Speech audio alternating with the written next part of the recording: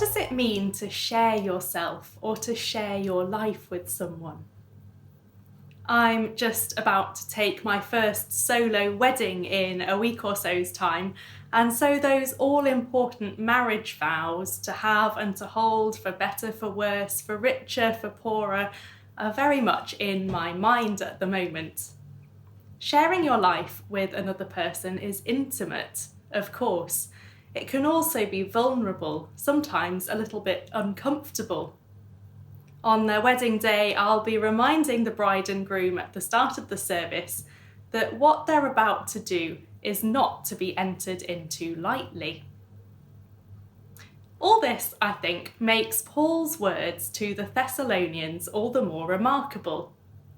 Paul says that the group of apostles have been determined to share not only the gospel of God, but also their own selves with the Thessalonians.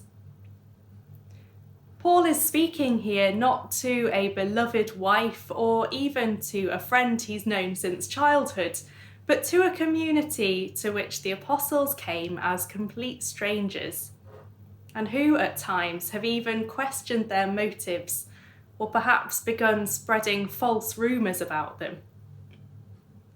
Yet the words used to describe the apostles' attitude towards these people are deeply intimate.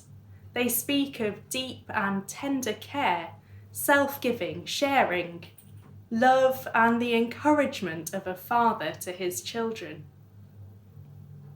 I think we live in a society today where privacy and personal space are seen as important things to be protected.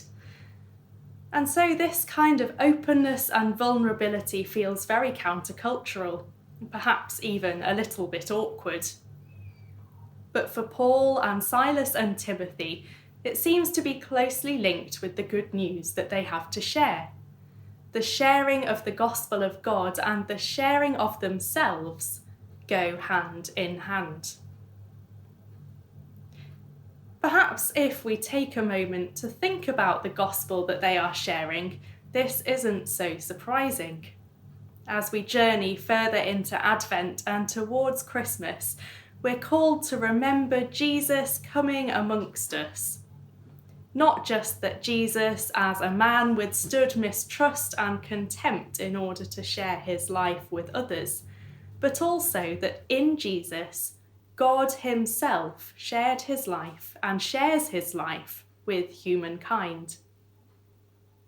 I think it's worth taking a moment to ponder this and to allow ourselves once again to be amazed at the thought of God sharing his life with us in all of the awkward intimacy and vulnerability that this kind of sharing entails.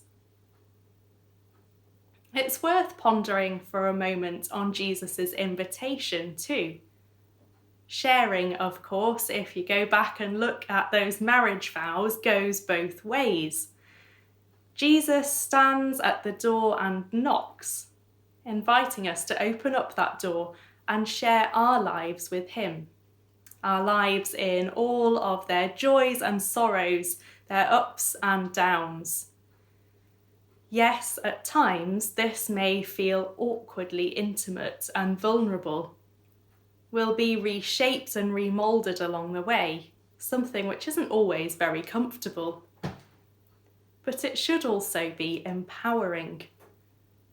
At the moment, of course, we may not be able to share our lives with one another in the ways that we might like to. But perhaps as we share ourselves with Jesus over the course of Advent, we can ask him to help us find new ways of sharing his life with others.